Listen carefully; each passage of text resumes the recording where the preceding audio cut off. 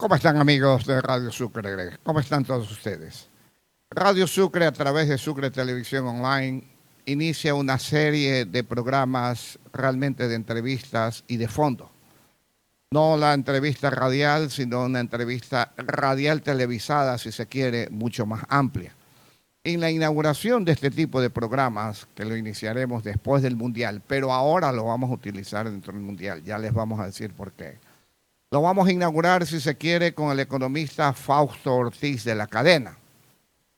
El economista Fausto Ortiz de la Cadena, un hombre muy querido en el país, muy reconocido dentro de su profesión y ha sido desde ministro de Finanzas hacia abajo. Un analista de la economía, no solamente ecuatoriana, sino de la economía global. Él está con nosotros al inicio de este programa y nos va a saludar a toda la gente de Radio Sucre Televisión Online para el país y el mundo. Economista, qué gusto tenerlo. Buenos días. Muchas gracias, Vicente. Gracias por la invitación. Saludos, Orlando, a la gente que está conectada con Radio Sucre en este formato nuevo, que siempre será importante poder escuchar la voz, ver las personas, ver lo que está ocurriendo en el país y comentarlo con ustedes que son expertos también. Con nosotros el vicepresidente de Noticias de Radio Sucre, Carlos Armanza. Mi querido economista, ¿cómo está? Buen día, bienvenido, un gusto tenerlo acá. Vamos directo al grano, como dicen los expertos. Hay indicadores que muestran que hay al momento una economía en recuperación, con un crecimiento moderado, una inflación baja, desempleo controlado, pero aunque hay un déficit en las cuentas corrientes, como con una presión externa por la balanza comercial. Usted, un experto en el tema, ¿coincide con estas conclusiones que tiene el gobierno actualmente? Algunas sí, algunas no. Hay que chequear también el tema de la parte económica. No vale solamente ver la última foto, vale ver un poco la parte histórica. Cuando uno mira los 10 años anteriores, incluido el año pasado, que la economía creció 3.7%, la economía apenas ha crecido 1.5%, es decir, ha crecido igual que lo que crece la población. El gobierno tiene la oportunidad de este año crecer mucho más allá de ese crecimiento histórico y que el número inicial está planteándose que sea 2.5 y ojalá que sea un poquito más alto, y lo importante es tratar de sostenerlo. Porque lo que hemos visto en los últimos 16 años es una caída, en el 2016 por ejemplo, una recuperación y un declive, porque hay otra crisis en el 2020, una recuperación, una caída y otra crisis como fue la del 2024 en recesión. Y estamos entonces en esa etapa de recuperación y crecimiento más lento cada vez. Y entonces el año pasado la economía se comportó bastante bien y tuvo el apoyo del sector externo, que dio una balanza comercial positiva tremendamente buena, sobre todo por el buen comportamiento del camarón, en especial el cacao, que este año ya no puede acompañar el comportamiento en el sector externo. El empleo está en el 2025 mejor que lo que fue en el 2019, es decir, le tomó al país 6 años en recuperar el nivel de empleo que tuvimos prepandemia, pero estamos con el mismo número de personas empleadas en el 2025 de diciembre que la que tuvimos en el 2013, es decir, estamos todavía con un déficit de empleo importante, quizás 1 millón de personas necesitan emplearse para estar frente al tamaño de la población económicamente activa, en los mismos niveles de lo que estuvimos allá en el 2013. Entonces nos está faltando ese mayor dinamismo que se está consiguiendo en el 2025, algo en el 2026, pero lo importante es sostenerlo e ir para arriba. En el 2026 la confianza empresarial está en el 53.8%. ¿Cómo se explica esto, señor economista? Sí. De la contribución del gobierno, yo creo que esa es la más importante. O sea, si tú le preguntas a un empresario, ¿usted cree que va a haber muerte cruzada y inestabilidad política hacia adelante? La respuesta es no, porque el gobierno tiene bastante bien posicionado su trabajo en la Asamblea, ha logrado tener un buen número de asambleístas, donde el tema de la muerte cruzada, que fue lo que le complicó la vida al presidente Lasso en el gobierno anterior, entonces eso está descartado. Entonces, y tiene confianza que el gobierno va a pagar en los temas de deuda externa para que el riesgo país no se levante como a los 1900 que estuvo en el pasado. Y la respuesta otra vez es sí, porque el gobierno ha demostrado que tiene interés en que el riesgo país esté bajo, que tanto el país con sus bonos de deuda externa consigan plata, como los empresarios consiguen recursos a nivel internacional o local. Por lo tanto, el entorno, el ambiente está bastante bueno para que haya emprendimiento, para que haya trabajo para el sector empresarial y ojalá jalar con eso el empleo. Es decir, eso es quizás la mayor contribución del gobierno hacia el sector privado. Le falta mucho todavía que hacer en el campo de la obra pública, ¿no? Ese creo que es de las debilidades fuertes de este gobierno y desde el 2014 que vino declinando esa inversión pública. Con el economista Fausto Ortiz de la cadena a través de Radio Sucre Televisión Online. El licenciado Orlando Murillo le tiene preguntas. El licenciado. Gracias, Vicente. Buen día, economista. Yo quiero llevarlo al marco internacional, no el mundial del cual estamos todos inmersos, sino lo que acaba de ocurrir en la firma de un acuerdo entre Estados Unidos e Irán. Eso tenía en vilo al mundo, pero ahora, ¿qué trae consigo y cuáles son las repercusiones que tenemos que esperar inmediatas, sobre todo para la economía ecuatoriana? Sí, pensemos un momento y ubiquémonos allá por septiembre del 2025. Septiembre 12 es cuando el gobierno decide aumentar $1 al precio del diésel, ¿verdad? Entonces, en ese momento, el precio internacional del petróleo estaba en $60. Es decir, ahí en $60 el gobierno, al incrementar de 1.70 a 2.70, eliminó el subsidio y la pérdida de comercializar diésel, sobre todo el importado. Y pasó bastante bien eso hasta el mes de febrero de 2026, en donde acumuló como unos $70 millones, inclusive en ganancia, en esta operación de importar diésel y venderlo localmente. El conflicto arranca en marzo y tuvo su momento más crítico entre abril y mayo, cuando el precio del petróleo nuestro estuvo por 190, pero también implicaba que la importación de derivados, sobre todo el diésel, estaba arriba de 200 por momentos, ¿no?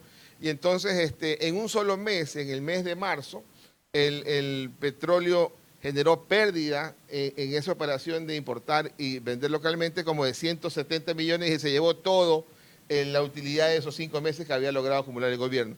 En el mes de abril va a ser complicado el número cuando ya nos lo presenten y lo mismo en el mes de mayo. Pero ahora en junio, con esta firma que se ha dado en estos días con el presidente Trump, para decir ya, ok, ya el conflicto se acaba, el estrecho de Hormuz se vuelve a abrir, el petróleo ya resbaló de los 90 y tantos, se quedó ya en 75 hasta el día de ayer, pero todavía está lejos de los 60 que tuvimos allá por febrero del 2026. Entonces, todavía hay un espacio para que eso vaya acomodándose, cuando ya se vaya consolidando esta paz y el estrecho esté muy libre, entonces va a tomar unos 3, 4 meses para que eso regrese a lo que sería la normalidad, un precio de petróleo de 60, con lo cual ya no tendríamos que estar pensando en todos los meses seguir subiendo 5% a el diésel o a las gasolinas. ¿Cuál es el impacto que ha tenido esta crecida de los combustibles, diésel, gasolina, en la producción nacional y en la inflación nacional? A ver, en la producción nacional va a tener algo de impacto, sobre todo en aquellos productos que ya se te acabó el inventario y tuviste que importar a precios más altos, y como productos como ¿qué? Para el campo, agroquímicos, algún producto que tenga relación con los derivados. Pero también es un tema puntual, o sea, es un tema de estos 2 meses, va a haber un impacto por ahí que no lo vas a poder tratar de trasladar para todo el año, porque ya aparentemente esto ya queda solucionado. Entonces la inflación en Estados Unidos es mucho más directa porque allá el ajuste viene en línea, digamos, ¿no? O subió el precio del petróleo, subió todo, bajó el precio del petróleo y todo se corrigió. Acá, en cambio, el ajuste viene un poco rezagado y también eso deja algo de tranquilidad de que el impacto no fue tan fuerte. Mira que en el mes de abril la inflación de ese mes fue 0.55%, que es la inflación del año pasado que le tomó 4 meses en llegar a ese nivel. Pero en el mes de mayo, el dato que nos dieron esta semana, en el mes de mayo la inflación fue negativa en 0.60. Es decir, ya mayo la economía nuestra no tuvo la capacidad de decir voy a seguir incrementando precios, más bien se regresó a los niveles previos. Entonces, nosotros no hemos sentido un impacto por el conflicto bélico que se traduzca a través del aumento de los combustibles. Hemos estado un poco desconectados de aquello. Con el economista Fausto Ortiz de la Cadena en este primer programa de Radio Sucre Televisión Online. Economista, ¿qué nos puede decir usted que en este corto tiempo, el gobierno nacional a través del presidente Noboa bajó la inflación de 2.000 puntos a 370, 380 que El está riesgo en país. estos momentos? El riesgo país. Lo ha bajado en una forma realmente drástica en poco tiempo. ¿A causa de qué? ¿Por qué? Esa pregunta es sencilla, ¿verdad? Porque el riesgo país, ¿qué quiere decir? Es el nivel al cual se negocian nuestros bonos de deuda externa. ¿Cuáles bonos de deuda externa se negocian de Ecuador en el mercado internacional? Hasta hace poco, básicamente 3 bonos. El bono que se llama el 2030, el 2035 y el 2040. ¿Cuánto eran esos 3 bonos? Eran unos 15.000 millones de dólares. Y la forma de pago, por ejemplo, del 2030 empezaba en enero del 2026 y se iba a pagar como unos 300 millones de dólares en enero, 300 millones de dólares en julio y así el año 2027 hasta el 30, unos 700 millones de dólares cada año. Y entonces el riesgo país lo que decía es, cuando estaba alto, por ejemplo, 2.000 puntos, que era usualmente ese riesgo país sube en la época electoral, porque dice, ¿quién ganará la presidencia? ¿Ganará la presidencia alguien que quiera pagar los bonos o alguien que no quiera pagar los bonos? Entonces, cuando siempre estás en ese susto de que será que gana de un lado o del otro, entonces el riesgo país se eleva. Finalmente terminó ganando el presidente Noboa, que era un presidente que se sentía mucho más cercano al tema de internacional, de que era alguien que entendía la necesidad de pagar los bonos para poder tener acceso a financiamiento.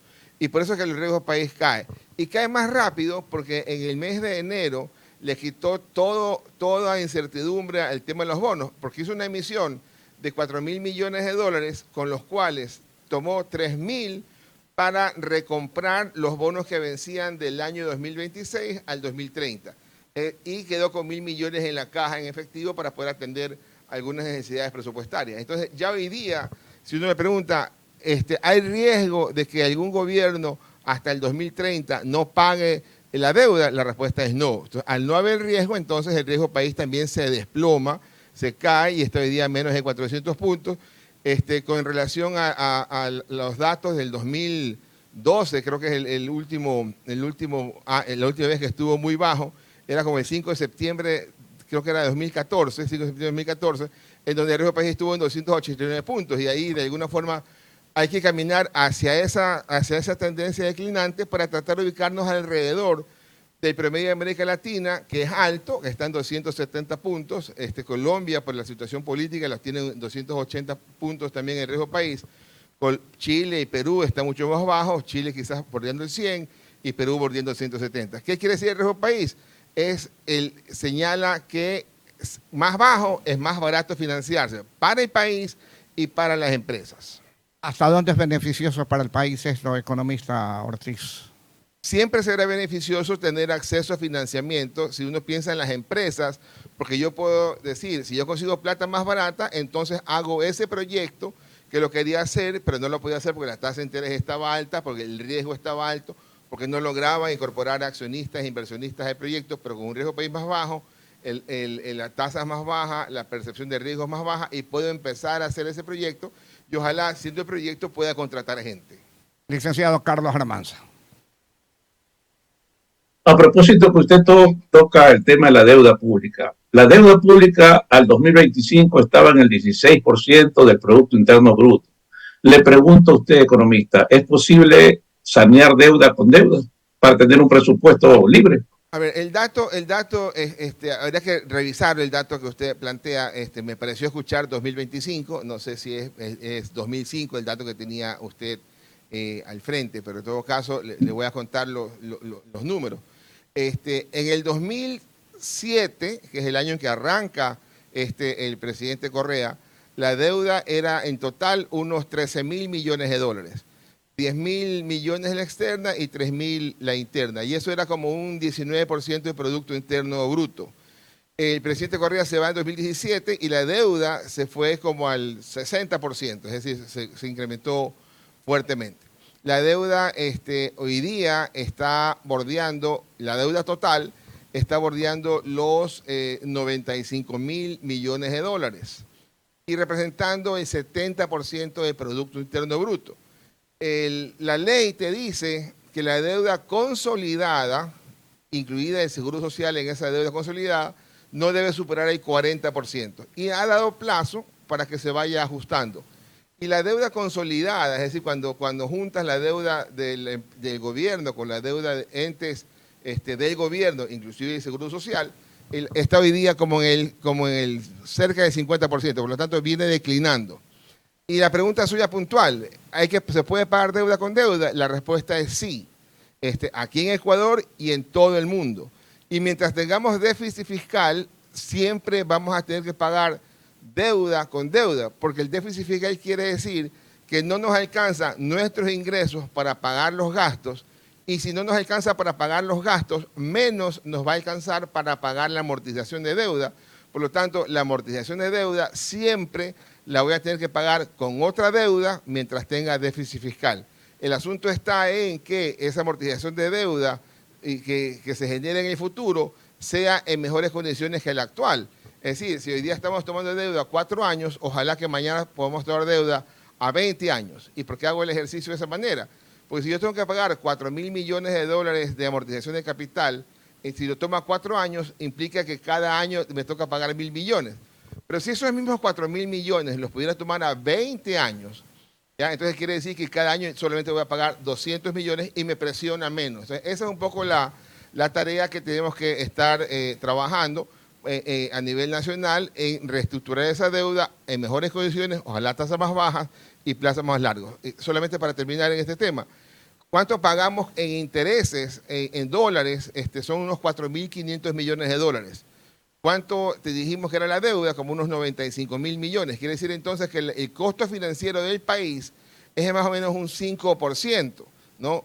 Entonces es relativamente bajo. Nuestro problema está en que en la nueva deuda, la deuda marginal, la que va a entrar mañana, esa todavía está a niveles del 9% de interés.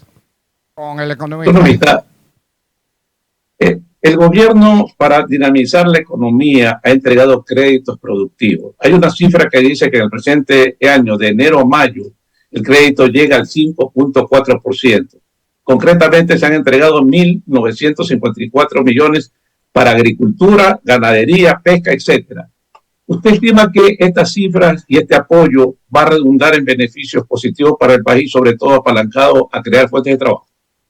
Sí, definitivamente sí. La política es adecuada, la política va en la dirección correcta. Hay que esperar que eso se traduzca en mejora de empleo y se traduzca en mejora de crecimiento económico. Eso es un poco, hoy día siembras y hay que esperar un poco a ver qué puedes cosechar. El economista Fausto Ortiz de la cadena aquí a través de Radio Sucre y Televisión Online. Licenciado Orlando. Economista Ortiz, da la impresión que la macroeconomía marcha bien en función del acuerdo que el gobierno ha tenido con el Fondo Monetario Internacional. Pero ¿cómo hacer gotear esa macroeconomía para la microeconomía? Capaz de que comience a generarse esos puestos de trabajo de ese millón de ecuatorianos que usted puntualizaba, para que mantenga al tope el crecimiento poblacional con el crecimiento económico a nivel laboral. La macro el año pasado rebotó mucho más de lo que se hubiera esperado, porque el crecimiento económico fue negativo en 1.9 y el rebote hubiera sido solamente el 2%, pero llegó a crecer 3.7, es decir, tuvo un buen rebote. Este año ojalá no pudiera sostener ese nivel, pero este año el número está apuntando a 2.5%. Las cifras anticipadas del primer trimestre en el crecimiento económico las ubican en el 2.3%. La semana siguiente ya tendremos el dato oficial, pero más o menos está alineada con ese 2.5%. Eso en la macro, digamos, ¿no? Ese crecimiento modesto, pero finalmente crecimiento. Y el tema en la micro se va a poder sentir cuando veamos que hay más empleo, cuando veamos que hay mayor crecimiento de crédito, con tasas de interés mucho más bajas, donde haya algún tipo de mejora en fuentes de trabajo, inclusive en el tema de la inflación, porque si es que uno dice, mira, qué bueno que el país está sin inflación y que hemos tenido los últimos 6 años, inclusive 3 años de inflación negativa.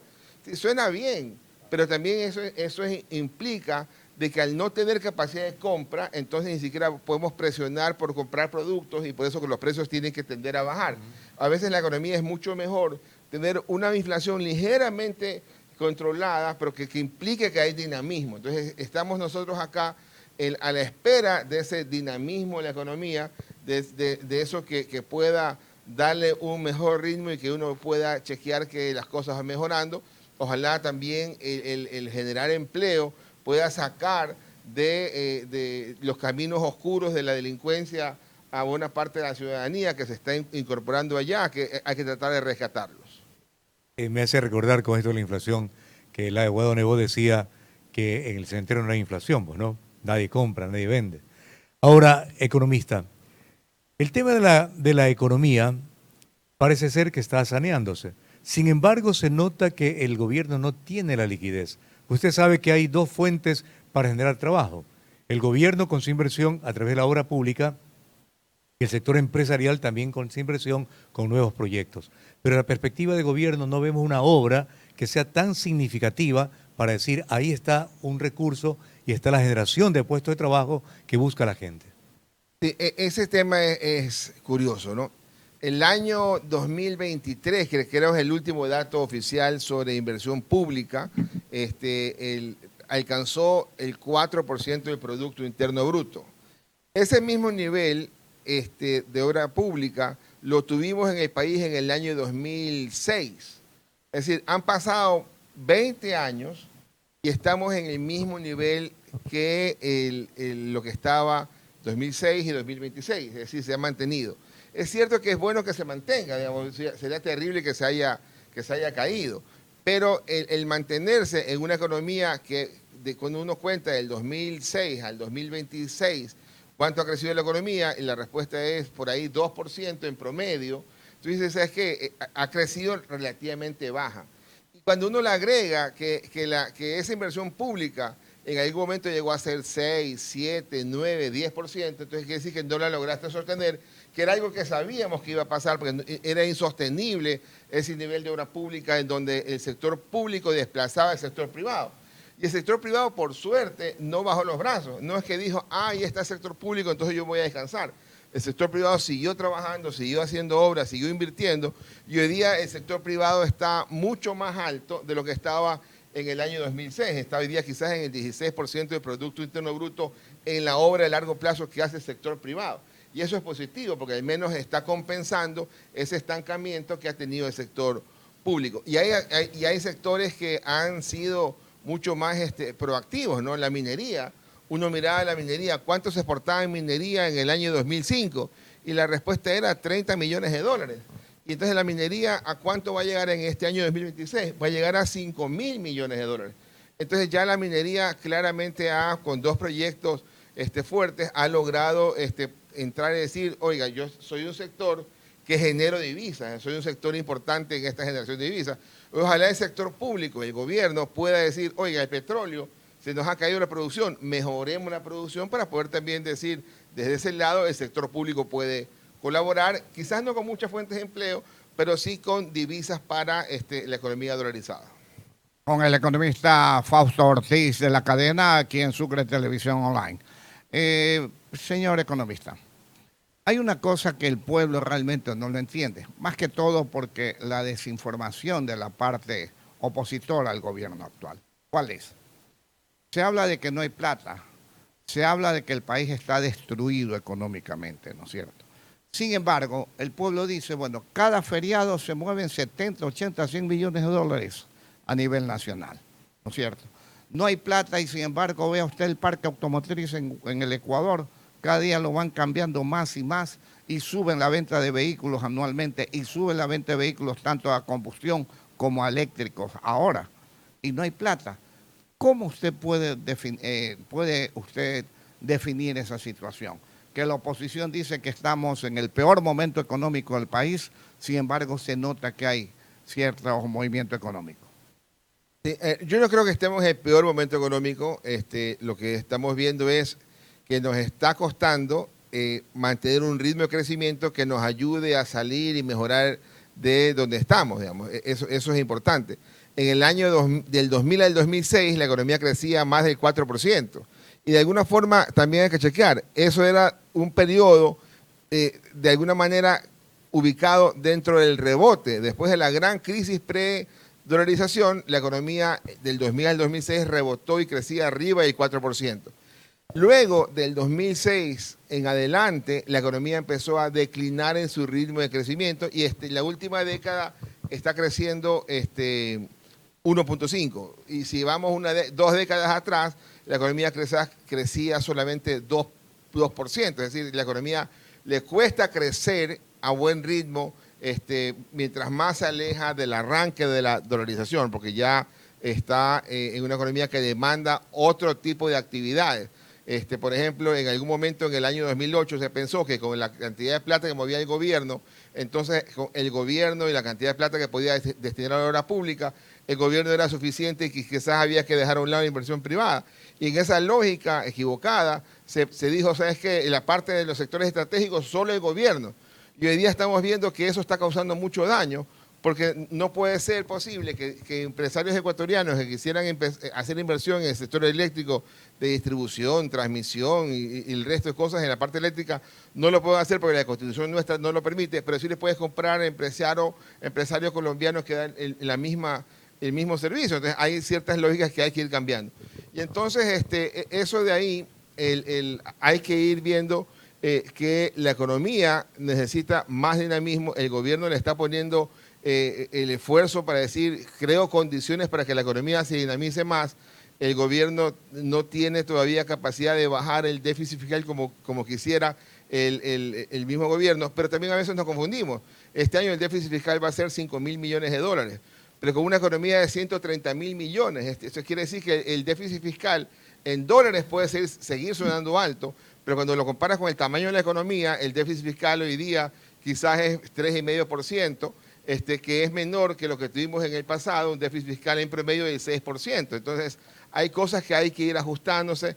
Hay que también tratar de decir ya basta de ajustes con el Fondo Monetario Internacional, dejemos un rato donde estamos y empecemos a darle más fuerza al crecimiento, que es lo que el gobierno quisiera ir emprendiendo, pero no es una tarea sencilla, hace falta mucho más esfuerzo, colaboración, que el sector privado está arrimando el hombro.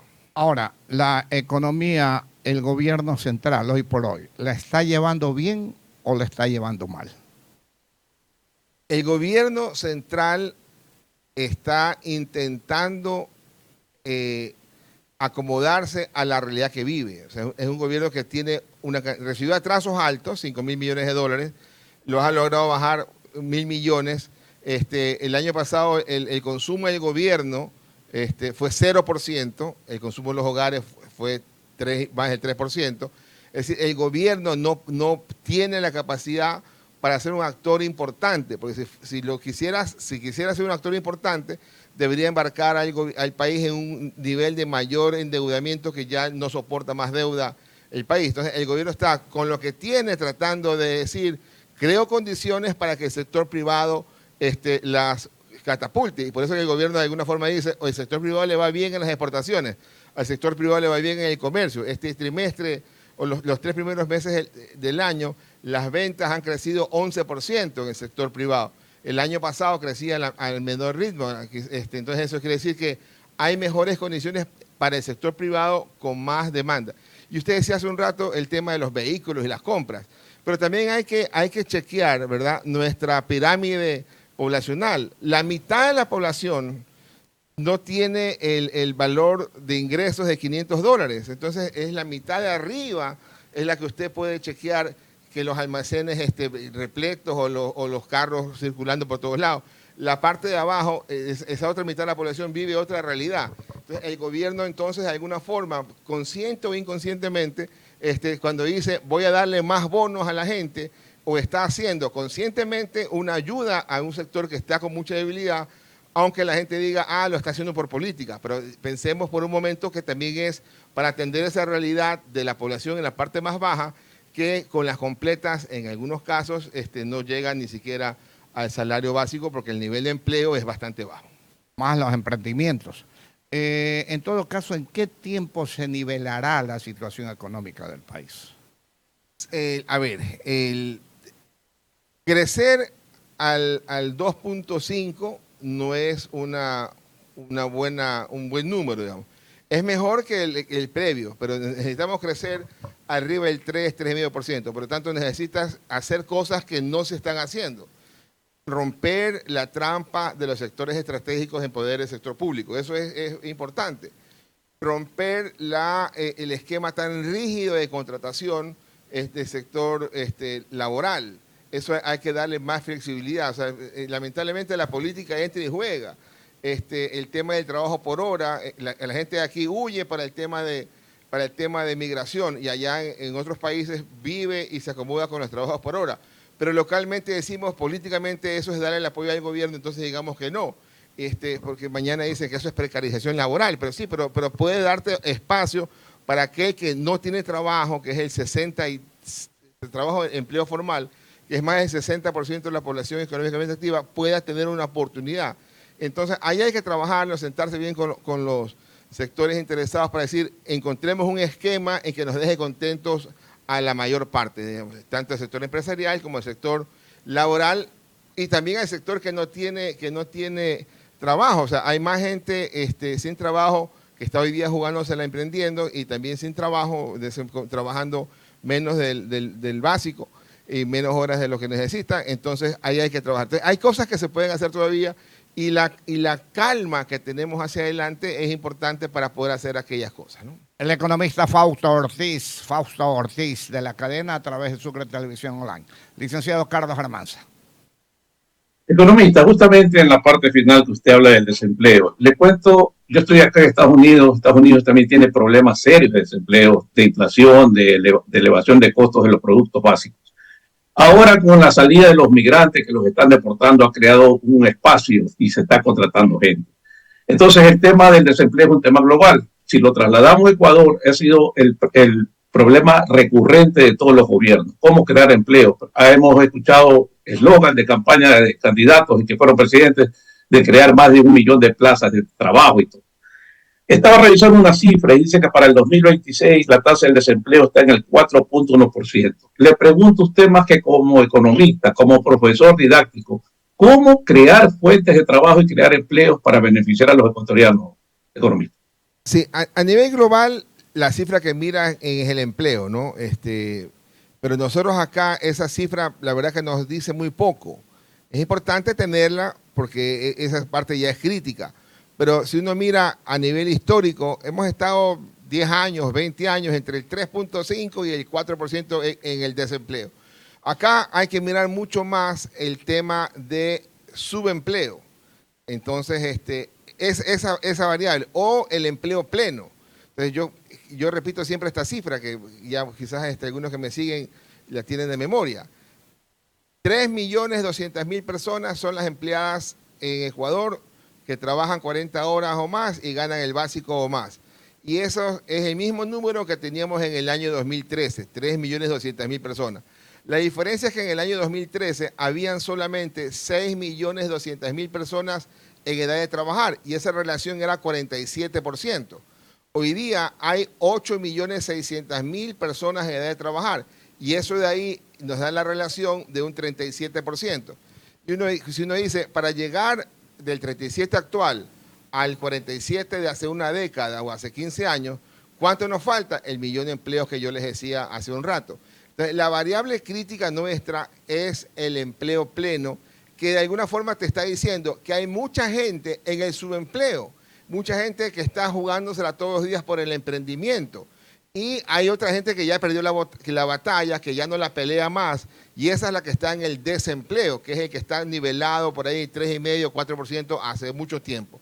Entonces, para crear empleo, es el tema de las condiciones. O sea, ¿cómo haces que la gente diga, tengo una vacante y yo la quiero ir a llenar, pero me pongo a pensar, dice la gente, en que tengo que dar esto, me complico, entonces mejor me acomodo y lo trabajo acá. Y acá será peor cuando alguien diga, voy a tener que visitar una feria y encuentro que acá tengo capacidad para hacer esto con esta máquina y puedo prescindir de X cantidad de empleados. Entonces, todavía cuando ves al empleado como una carga, eso está mal. Entonces, esa carga, la carga que mañana ese ya tiene 20 años, entonces vamos a pensar cómo lo prescindimos, entonces eso está mal. Entonces, hay que ir corrigiendo algunas cosas para que la gente logre tener empleo, que si que ya vas cumpliendo ciertas edades, que ya no tengas la amenaza que te puedan querer sacar porque les va a costar más a las empresas.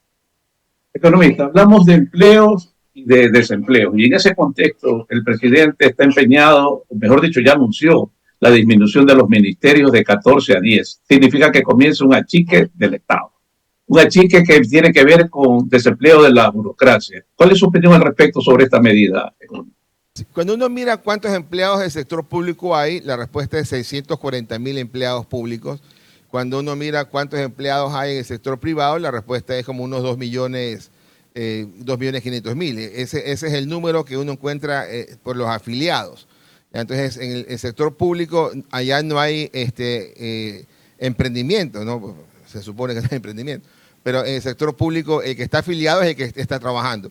Por lo tanto, de la pandemia para acá, ha habido una reducción de 10.000 personas más o menos en el sector público. Y el sector público no es solo gobierno, el sector público también incorpora municipios y otros entes, ¿no? Entonces, está ahí, hay que ir chequeando si mañana esas fusiones de ministerios puedan ir sacando gente o si puedan ir recortando gastos. Y yo no tengo mucha expectativa de que sea algo sustancioso, o sea, algo que impacte. Pero, otra vez, hay cosas que van en la dirección correcta. Y ir en búsqueda de eficiencia, en menos burocracia, es la dirección correcta.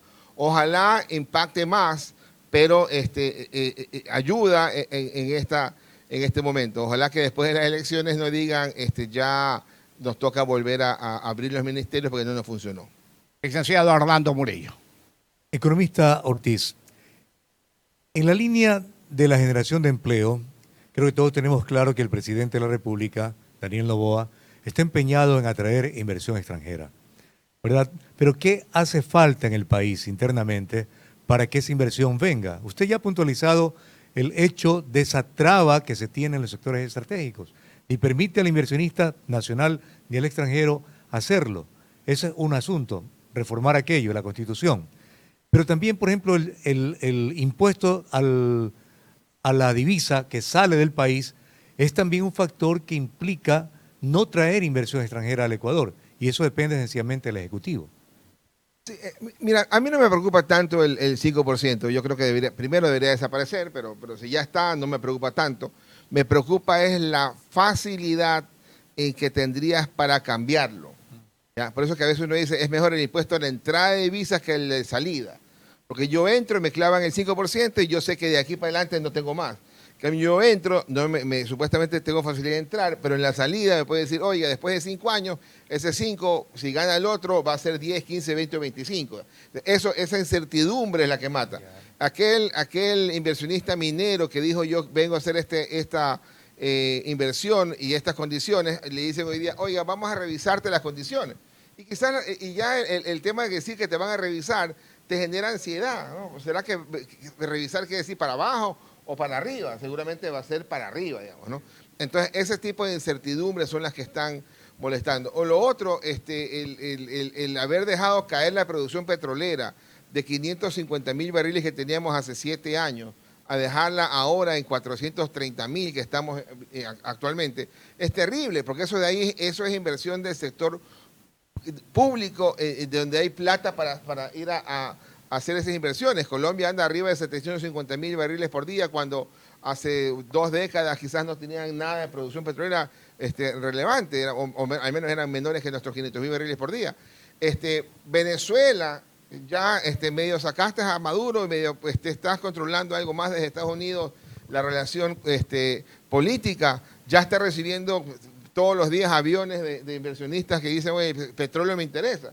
Y entonces, ¿cómo así? Si acá tenemos una cantidad importantísima de reservas probadas, ¿cómo así no están los aviones haciendo cola para entrar a Ecuador? Es porque las condiciones nuestras no son tan claras y las reglas de juego pueden cambiar.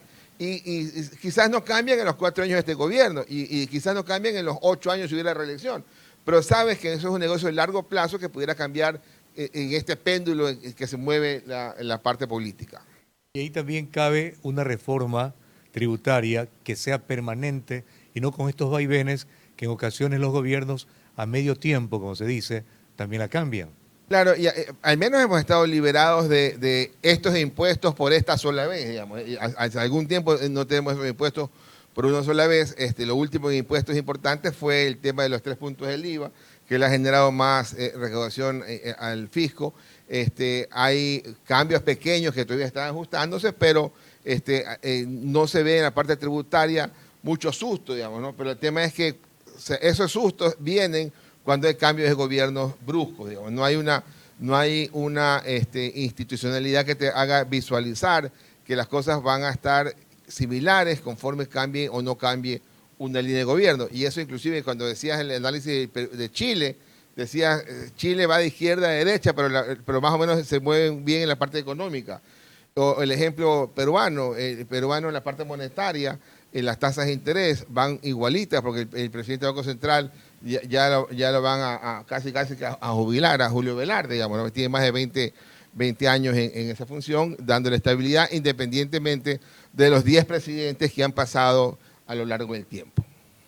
Amigos nuestros, realmente ha sido importantísimo escucharlo al economista Fausto Ortiz de la cadena. Le agradecemos infinitamente la presencia de él aquí y ustedes también que nos van a estar viendo y escuchando en el Ecuador y en el mundo. En este primer programa, lo que no se ha dicho, se despide el licenciado Carlos Armanza. Bromita, un gusto. Siempre digo queda tinta en el tintero. Todavía hay muchos temas más que abordar, pero en televisión el tiempo es oro. Le agradezco mucho y ojalá nos volvamos a encontrar. Se despide el licenciado Orlando Murillo. Una inquietud, su marcador de Ecuador. De 3 para arriba. Qué bueno. Ok, muchas gracias, economista, y se despide el economista Fausto Ortiz. Muchas gracias a Vicente, Orlando, don Carlos, a la gente que escucha y mira el programa. Gracias por la invitación. Estaremos siempre atentos a sus llamados. Muchas gracias a ustedes.